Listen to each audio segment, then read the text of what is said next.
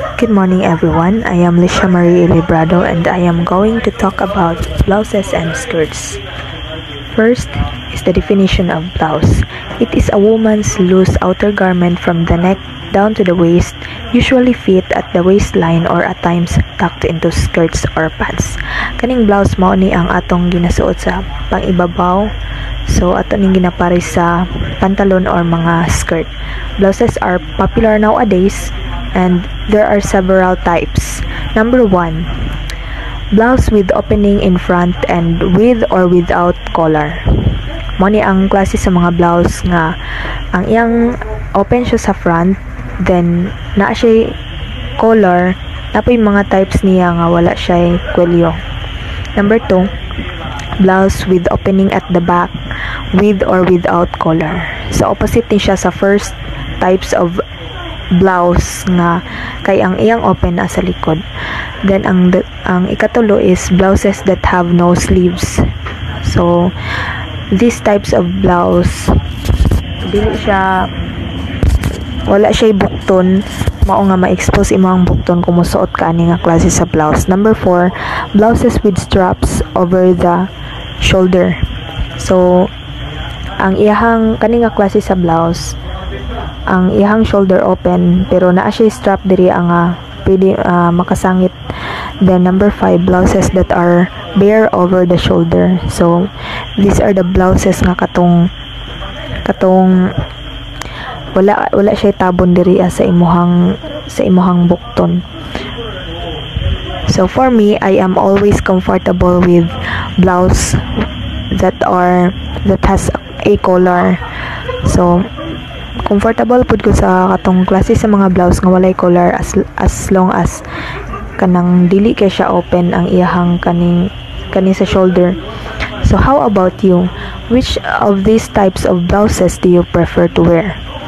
So alright, let's move on to the next one, the skirt.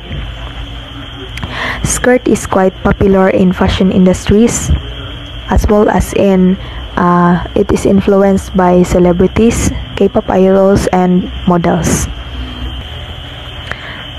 So skirt is another kind of free hanging garment extending from the waist down. So there are types of skirts, and number 1, it is the fitted skirt and straight skirt. So this type of skirt is formal. Muni ka ng kasagaran ginatawag na to og kanang pencil. So number 2, the gorge skirt. And the third one is the balloon or the circular skirt. So kung i-recall nato tong atong childhood days, ma-remember jud nato nga nakasuot ta ani nga klase sa skirt katong bukad kaayo nga klase sa sayal. Number 4, the pleated skirt or kaning example ani is kanang atong mga uniforms. So naa na siya mga pleats. And number 5, the gathered or sheared skirt. Katong kalok-alike gihapon siya sa fitted skirt pero dili kay siya formal og appearance. Number 6, layered skirt or the kaning katong naa siya mga sapaw-sapaw nga mga skirt. So this is the gorgeous one. Number 7, the wrapped around skirt. And number 8, the yoke skirt or combination skirt. So number 9, the culotte skirt, and the last one is A-line skirt. So the following are also the waistline finishing of the different types of skirt. Of course, ang skirt na adyo na siya ay mga nana siya waistline aron nga masigo siya sa ato ang hawak. So number 1, the first one is with waistband.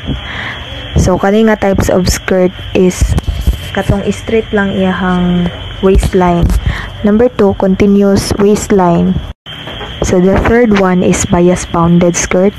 So kani siya nga klase sa skirt is naay ang iyang pikas side is naa siya design, ang uban ang pikas side is wala. Number 4, the side garter waistline or all around garter waistline. So this type of skirt is surrounded by a stretchable garter. So naay uban klase ani nga ang kanilang kilid niya ang naay garter, then napoy uban nga ang tanan jud niya kilid na jud garter. So skirts often have similarities on how they are made. Some have waistbands while others have none. Both have opening with fasteners while others have slits. So di ba na ay mga types of skirt nga naa sila sangitanan, napoy uban nga botonis lang ang ginagamit para mataod siya or masumpay. Napoy uban nga mga waistband lang ang gamit katong mainat-inat or katong garter. So these are the 3 groups of skirts. So mo ni pinaka-last ang 3 groups of skirts under different types of waistline. So naay 3 types of waistline ug katong gipang mention nako nga mga skirts kaganina na nabilong sila aning 3 types of 3 groups of skirt. Number 1, the fitted the skirts with waistband.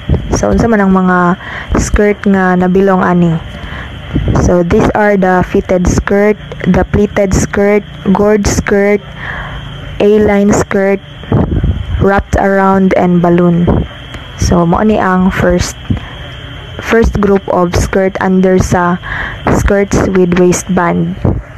So pasabot ani nga kani nga mga skirts dili di garter or dili ni siya botones ang ginagamit ani kun dili katong waistband, katong plain lang siya pero stretchable siya nga pang ginabutang sa waistline. Number 2, the A-line